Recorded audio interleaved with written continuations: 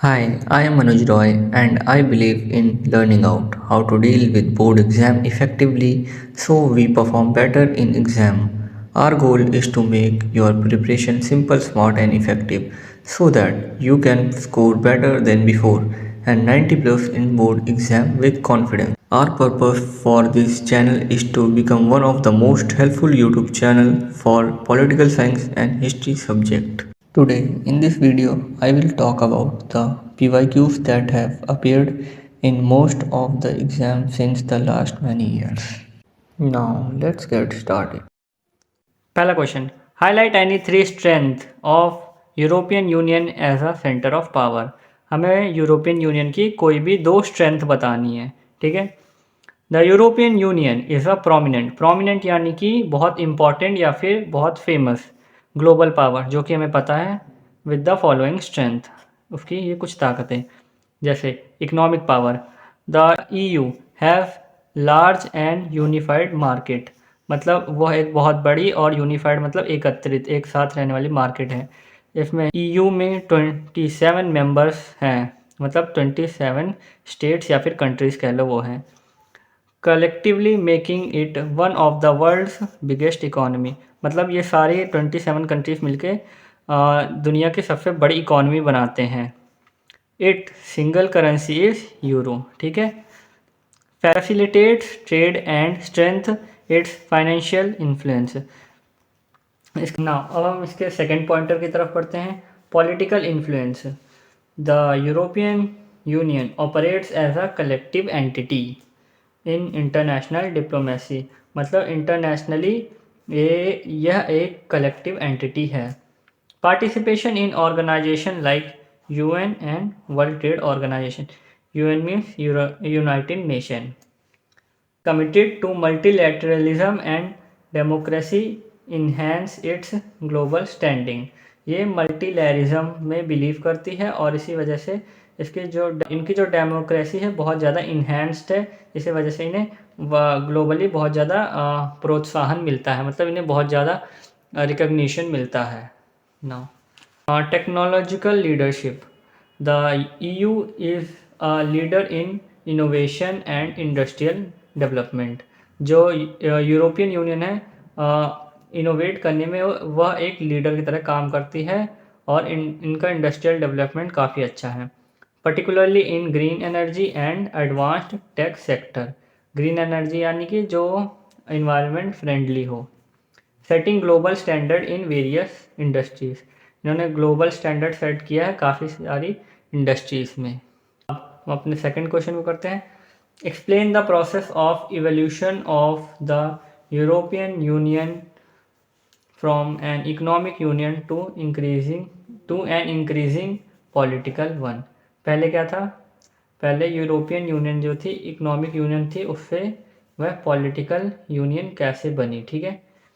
Economic union the European Union began as European Economic Community यानी कि EEC in 1957 focused on creating common market for goods and services. ये क्या कहते हैं इन्होंने कॉमन मार्केट बनाई किसके लिए? गुड्स और सर्विस प्रोवाइड करने के लिए। इनका पॉलिटिकल इवोल्यूशन अब देखते हैं। द मैट्रिक ट्रीटी 1993 में the European union moved towards political integration मतलब पॉलिटिकली ये एकजुट होने लगे एकदम मिलने लग गए।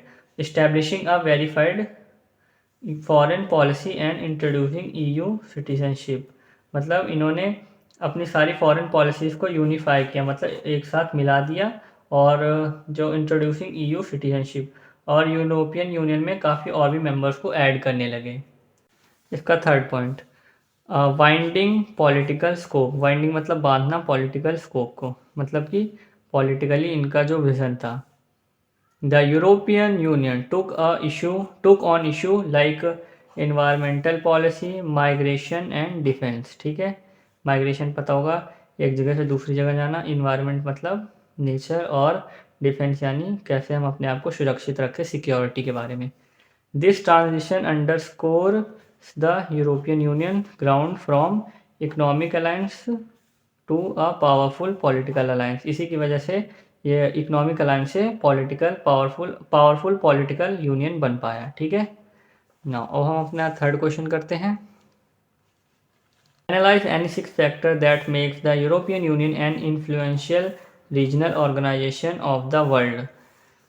पहला point, influence of European Union in economic field. Economic field में इनका कैसा इन्फ्लुएंस रहा यूरोपियन यूनियन का। वर्ल्ड सेकंड लार्जेस्ट इकोनॉमी थी ये। Its currency is euro. The euro जो कि कॉमन करेंसी थी can pose the threat to the dominance of the US dollar. उस टाइम पे यूएस के डॉलर का डोमिनेंस था, इसलिए उन्हें थोड़ा डराने के लिए कि हमारे पास भी एक यूरो है जो कॉमन करेंसी काफ़ी सारी कंट्रीज़ में यूज़ होता है। कंट्रीज यानी इन्हीं के यूरोपियन यूनियन के मेंबर्स में।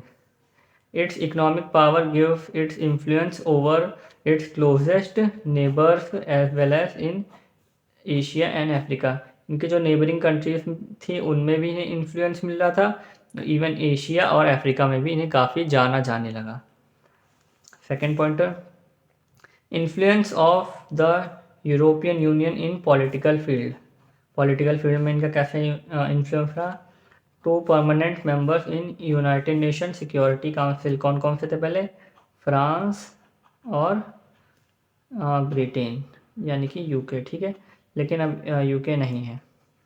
It also include several permanent members of the United Nation Security council. जैसे यूनाइटेड नेशन सिक्योरिटी काउंसिल में 2 परमानेंट मेंबर थे और नॉन परमानेंट में भी इनके काफ़ी मेंबर्स थे। ठीक है। Third point, influence of European Union in military field. Military field में इनका क्या इन्फ्लुएंस रहा। The second largest arm force थी in the world. Its total population spending on defence second after the US. US के बाद इनकी ही military मानी जाती थी और ये अपना बहुत ज़्यादा उस पर स्पेंड भी करते थे मिलिट्री पर। इट्स 2 मेंबर ब्रिटेन और France. Also nuclear arsenals approximately 550 nuclear warheads मतलब कि न्यूक्लियर मिसाइल्स।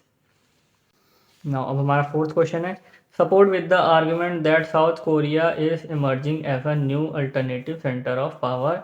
ये सैम्पल क्वेश्चन पेपर 2024 में आया है बोर्ड के, मतलब जो बोर्ड की तरफ से सैम्पल पेपर्स आते हैं उनमें आया है। Between 1960s and 1980s it's rapidly मतलब लगातार डेवलप होता रहा इनटू एन इकोनॉमिक पावर में डेवलप होता रहा continuously, which is term as a miracle of Han River. ये याद रखना, ये आ जाता है MCQ में भी आ जाता है और 3 और 2 मार्कर में भी आ जाता है।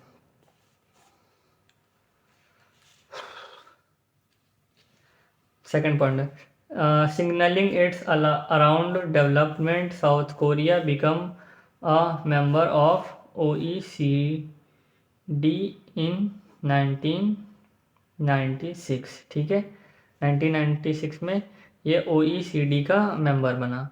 थर्ड पॉइंट, इन 2017 11th लार्जेस्ट इकोनॉमी थी इन द वर्ल्ड और 10th लार्जेस्ट मिलिट्री एक्सपेंडिचर। इनके 10th नंबर पे आती है वर्ल्ड में मिलिट्री एक्सपेंडिचर पे, जो मिलिट्री पे खर्चा करते हैं। Fourth point, according to the human development report 2016। ठीक है, 2016 के ह्यूमन डेवलपमेंट रिपोर्ट के हिसाब से इनकी रैंक क्या थी, 18वीं रैंक पे आते थे ह्यूमन डेवलपमेंट इंडेक्स में, HDI human development index. The major factor responsible for its high human development. इनके यहाँ के कौन कौन से मेजर फैक्टर थे जिससे ये अपने लोगों को काफ़ी अच्छे से विकास कर पा रहे थे। जैसे इन्होंने जितने भी पॉलिसी और रिफॉर्म लेकर आए, बदलाव लेकर आए, सारे बहुत ज़्यादा सक्सेसफुल रहे। रूरल डेवलपमेंट हुआ, मतलब रूरल एरियाज़ में जाके वहाँ पे भी काफ़ी सारे पॉलिसीज फॉर्म करी जिससे वहाँ के लोगों का भी विकास हो पाया। Extensive human resources development, human resources में बहुत ज़्यादा बड़ी मात्रा में इन्होंने ह्यूमन रिसोर्सेज पे स्पेंड किया और उसे डेवलप किया। रैपिड इक्विटेबल इकोनॉमिक ग्रोथ, और इनकी जो इकोनॉमी थी तेज़ी से और एक इक्विप्ड मैनर में डेवलप होती रही, उस इकोनॉमी की ग्रोथ होती रही। अदर फैक्टर्स क्या थे, एक्सपोर्ट ओरिएंटेशन था, मतलब एक्सपोर्ट भी करती थी अपने यहाँ से। स्ट्रॉन्ग डिस्ट्रीब्यूशन पॉलिसी भी पॉलिसीज थी, इससे इन्हें डिस्ट्रीब्यूट करने में, अलग अलग जगह इंपोर्ट और एक्सपोर्ट करने में इन्हें आसानी होती थी। पब्लिक इंफ्रास्ट्रक्चर डेवलपमेंट में काफ़ी ध्यान दिया। इफेक्टिव इंस्टीट्यूशनल एंड गवर्नेंस, इनकी जो जितने भी इंस्टीट्यूशंस बने थे, जैसे कि जो ब्यूरोक्रेसी होती है और जो उनकी गवर्नमेंट थी, वो काफ़ी अच्छे अच्छे पॉलिसीज ला रही थी। और इसका मतलब ये भी हो सकता है कि इनके यहाँ करप्शन बहुत कम, नेग्लिजिबल था पूरा। South Korea brands such as Samsung, LG, Hyundai have become renowned in India. जैसे कि सैमसंग, LG, Hyundai हो गई, ये इंडिया में काफ़ी बड़ी मार्केट होल्ड करते हैं, इसी वजह से इन्हें और भी प्रॉफिट होता रहा इनकी कंट्रीज़ को, और काफ़ी जगह इंडिया में नहीं और भी बहुत सारी कंट्रीज़ में। Fifth question, while the Chinese economy has improve dramatically, why has everyone in China not received the benefit. मतलब चाइना की इकोनॉमी अच्छे से इम्प्रूव होती रही, लेकिन वहाँ के कुछ सेक्शन ऑफ लोगों को उसके बेनिफिट्स नहीं मिल रहे थे इन रिफॉर्म्स की वजह से। स्टेट एनी 3 रीजन्स, कोई भी 3 रीज़न बताने हैं, और ये हमारा बोर्ड 24 के एग्ज़ाम में भी ये क्वेश्चन आया है। While China's economy has experienced remarkable growth, not all citizens have benefit from reforms।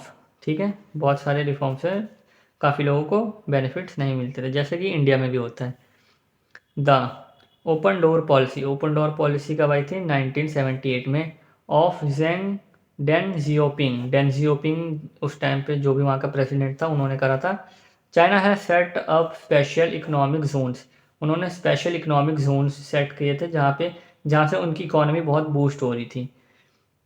Become the most favoured place for foreign direct investment, FDI, मतलब वहाँ पे फॉरेन डायरेक्ट इन्वेस्टमेंट बहुत हो रही है। जो स्पेशल इकोनॉमिक जोन है, जैसे कि हमारे यहाँ पे देख लो, इंडिया की जो कैपिटल या फिर कि जो मेट्रो सिटी हो गई, वहाँ पे तुम बहुत सारे बाहर के ब्रांड्स देख सकते हो। वैसे वहाँ पे उन्होंने स्पेशल इकोनॉमिक जोन सेटअप करे, जहाँ पे FDI फॉरेन डायरेक्ट इन्वेस्टमेंट होता था। बहुत सारी कंपनीज आके अपनी शोरूम्स और सारी मार्केट सेटअप कर रही थी। Has seen significant economic growth, वहाँ पे बहुत ज़्यादा इकोनॉमिक ग्रोथ देखने को मिली।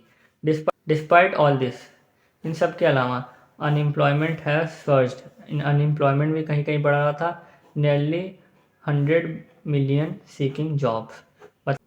Women face unemployment condition as bad those of European in the 18th and 19th century. जैसे कि जो 18th सेंचुरी में और 19th सेंचुरी में जो यूरोप में हो रहा था, वही अभी चाइना भी फेस कर रहा था वुमेन्स के लिए, जो एम्प्लॉयमेंट क्रिएट नहीं कर पा रहा था वो। Environmental degradation and corruption has worsened मतलब और भी ज़्यादा बुरे से बुरे होता जा रहा था। जो वहाँ के इन्वायरमेंट था उस पर ध्यान नहीं दिया जा रहा था, बस इकोनॉमिक ग्रोथ पे ध्यान दिया जा रहा था, और वहाँ भी करप्शन यहाँ की तरह बहुत ज़्यादा हो रहा था। Increasing economic inequalities between rural and urban as well as coastal inland residents, और जो कोस्टल इनलैंड रेसिडेंट्स थे वहाँ पर भी यही सेम हाल था। ठीक है, मतलब इनइक्वालिटी का हाल था वहाँ पर भी। अब हमारा 6th question, the Chinese economy began to rise in the 1970s में due to the following reason. कुछ यह रीज़न क्यों हो रही थी चाइना की इकोनॉमी राइज 1970s में? China normalise the relation with US 1972 में, रिलेशन अच्छे कर लिए उन्होंने US के साथ। और तुम्हें पता है US पावरफुल कंट्री, अगर उसके साथ बना के रखोगे तो मतलब वो सबके साथ बना के रखेगा तुम्हारी। It help China to become a greater part of international trade. हाँ, मतलब US को फ़ायदा हो रहा था तो उसने भी इन्हें चाइना को इंटरनेशनल ट्रेड में शामिल कर लिया। अब चाइना यहाँ से इंटरनेशनल ट्रेड स्टार्ट कर चुका था क्योंकि वो आइसोलेशन से बढ़ चुका था। ज़ियोंग एंड लाई प्रपोज्ड फॉर मॉडर्नाइजेशन इन किसमें? इंडस्ट्रीज़ में करा था। ये कब करा था? 1973 में। ठीक है, एग्रीकल्चर, मिलिट्री और साइंस एंड टेक्नोलॉजी सेक्टर में। देन लीडर डेंग जियोपिंग ने इंट्रोड्यूस किया था open door policy to invite countries for foreign direct investment in China, जो कि अभी हम पिछले पॉइंट में भी पढ़ के आए, पिछले क्वेश्चन में। अब फोर्थ पॉइंट है, China did not follow shock therapy but also privatise the economy step by step. जैसे अभी हमने पिछले चैप्टर में पढ़ा था, शॉक थेरेपी हुआ क्योंकि वहाँ पे सारा प्राइवेटाइजेशन, मतलब वहाँ पे सारी कम्युनलिज्म था, वहाँ पे सारा कम्युनिटी का ओन था, मतलब गवर्नमेंट ओन करते थे कम्युनिटीज़ में इक्वली डिस्ट्रीब्यूट करके। चाइना में भी ऐसा रहा, लेकिन चाइना ने उस पर ध्यान दिया और प्राइवेटाइज करती गई सारे सेक्टर्स को, लेकिन स्टेप बाय स्टेप, जो कि शॉक थेरेपी के टाइम यानी यूएसएसआर ने नहीं किया था। इट प्राइवेटाइज एग्रीकल्चर इन 1982 में, 1982 में इन्होंने एग्रीकल्चर सेक्टर को प्राइवेटाइज किया। Then privatise industrial sector took place in 1998 में, ठीक है। The industrial and agriculture production also rose dramatically. जो इंडस्ट्रियल और एग्रीकल्चर प्रोडक्शन था बहुत तेज़ी से बढ़ा ड्यू टू दिस चेंजेस, इन सभी चेंजेस की वजह से, ठीक है। नाउ अब हमारा सिक्स्थ पॉइंटर है, China also removed many trade barriers and open special economic zones. जो हमने पिछले में भी पढ़ा था, इन्होंने ट्रेड बैरियर हटा दिए, स्पेशल इकोनॉमिक जोन्स बना दिए टू इन्हेंस इंटरनेशनल ट्रेड, ताकि इंटरनेशनल ट्रेड इन्हेंस हो सके यानी बढ़ सके। The rest of the world, जो कि बाकी देशों ने नहीं करा था इस टाइम तक। China soon become one of the most important destination for FDA। ये क्या हुआ? Okay, for FDA, which brought precious foreign exchange in the country। ठीक है, समझा? प्रीशियस फॉरेन एक्सचेंज यानी कि यही प्रीशियस मेटल्स हो गए या फिर प्रीशियस रिसोर्सेज हो गए। नाउ अब हम अपने सेवन्थ क्वेश्चन की तरफ बढ़ते हुए, identify contentious issues between China and India. Contentious issues यानी कि जो आर्ग्यूमेंट्स थे, यहाँ पे मैंने लिख रखा है, ठीक है। How could this be resolve for greater cooperation, ये कैसे सॉल्व किए जा सकते हैं ताकि यहाँ पे ग्रेटर कॉपरेशन रहे, अच्छे से समझौता रहे। The following are the contentious issues between India and China, कुछ ये रहे। India and China were involved in the border conflict 1962 में। 1962 में बॉर्डर कॉन्फ्लिक्ट हुआ था Arunachal Pradesh and Aksai Chin region of Ladakh, ठीक है। लद्दाख में अक्साई चीन रीजन और अरुणाचल प्रदेश में जो था, चाइना का वो कहता है ये तिब्बत का पार्ट है, वही काफ़ी बड़ी लड़ाई है। The conflict of 1962 in which India suffered military reverses had long term implication for India China relation. इससे बहुत ज़्यादा लंबा और बहुत टाइम तक का प्रभाव पड़ा इंडिया चाइना की रिलेशनशिप में। Then Rajiv Gandhi visit to China in December 1988 में, ठीक है। राजीव गांधी 1988 में चाइना विजिट करने गए for improvement in Indo China relation, ठीक है, इंडो चाइना। नाउ अब हमारा 8th क्वेश्चन है, assess the role of ASEAN as an economic association. ASEAN और the association of the South East Asian nations is an organisation, ठीक है। ये इसकी फुल फॉर्म है आसियान की। फॉर्म्ड इन 1963 में फॉर्म हुई थी with the signing of Bangkok declaration. Bangkok declaration sign करा था 5 कंट्रीज ने, कौन कौन सी थी? Philippines, Singapore, Malaysia, Indonesia and Thailand, ठीक है। लेटर मोर 5 कंट्रीज ने ज्वाइन करा था, जैसे कि उनमें से जो थी कंबोडिया, लाओ, पीडीआर और भी हैं।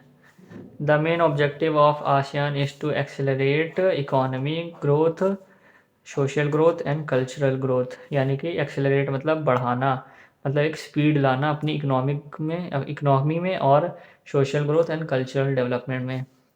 Maintain peace security by following the rules of law and United charter. Rule of law follow करेंगे और यूनाइटेड चार्टर है उसे फॉलो करके ये पीस और सिक्योरिटी मेंटेन करना चाहते थे। Unlike European Union, there is little desire for international structure and institution। जैसे इसको भी ASEAN members celebrate the ASEAN way, that is a form of interaction, informal and based on cooperative principles। ठीक है, उनके साथ ऐसी इंटरेक्शन करना जो इनफॉर्मल हो। इनफॉर्मल मतलब हमने पढ़ा है ना, फॉर्मल इनफॉर्मल लेटर। फॉर्मल मतलब किसी इंस्टीट्यूशन को भेजना, इनफॉर्मल यानी अपने भाई बंधु की तरह। तो ये भी वही कह रहे थे, हमें इस तरह मिलजुल के रहना है ताकि हम भाई बंधु लगे और लड़ाई वड़ाई ना करें। ठीक है, समझ आ रहा है।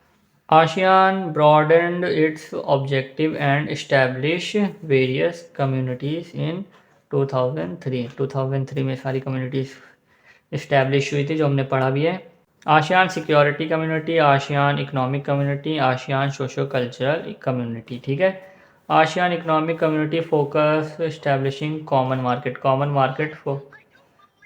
मार्केट बनाने में फोकस करता है। और production base within the ASEAN region, जो भी प्रोडक्शन होगा वो आशियान रीजन के ही बेस पे होगा, मतलब उन्हीं की कंट्रीज में जो भी प्रोडक्शन हुआ देखा जाएगा। As well as promote economic and social development of region, economic और सोशल डेवलपमेंट करने पे ध्यान रहता था। ठीक है, ASEAN is not as large as other economies की तरह लार्ज नहीं था, जैसे ही यूनियंस और countries like EU, US, Japan इनकी तरह नहीं था, लेकिन था भाई, अच्छी बात है। It also seen to improve the ASEAN dispute, ASEAN region में जो भी डिस्प्यूट्स थे उन्हें ये ठीक कर रहा था धीरे धीरे। ASEAN economy community also aim to increase investment increase करना चाहती है किस चीज़ में, लेबर और सर्विसेज में। Creating a free trade zone ये क्रिएट करना चाहते थे विद इन आशियान रीजन, यानी जो आशियान रीजन में 10 मेंबर्स हैं वो फ्रीली ट्रेड कर सकते हैं बिना किसी हैवी टैक्सेशन को दिए हुए, और ज़्यादा रिस्ट्रिक्शंस भी नहीं होंगी सिर्फ आशियान रीजन वाले कंट्रीज की। नाउ अब हमारा 9th क्वेश्चन है, explain any 2 steps taken by US that aided the integration of the European states after the second world war. ठीक है, वो कौन कौन सी हेल्प यानी एड्स थी जो यूरोपियन स्टेट्स को मिली US के द्वारा सेकेंड वर्ल्ड वॉर के टाइम पे, ताकि वो इंटीग्रेट यानी मिल मिलाप कर सकें। क्या था, मार्शल प्लान 1947, उसी टाइम पे वर्ल्ड वॉर भी ख़त्म हुई थी।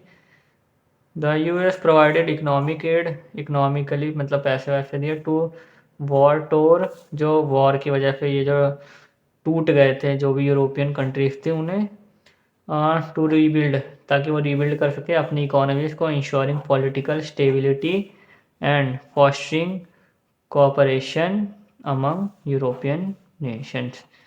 समझ रहे हो ना, ताकि वो अपनी इकोनॉमी अच्छे से बना सके, दोबारा पॉलिटिकली स्टेबल हो सके और कोऑपरेशन बना के रख सके यूरोपियन नेशंस में। अब तुम्हें कोई हेल्प करेगा तो तुम उसके खिलाफ जाओगे नहीं, तो US स्टार्टिंग से ये सारे प्लान्स बनाते आ रहा है। सपोर्ट ऑफ नाटो क्या था, NATO.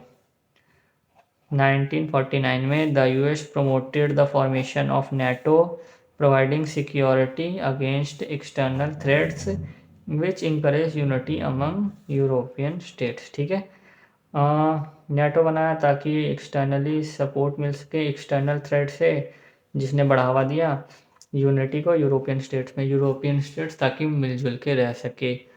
Thanks for watching this video till the end. And send it your feedback in the comment box. Before leaving this video, like and share it, as well as subscribe this YouTube channel for the insightful PYQs for the board exam.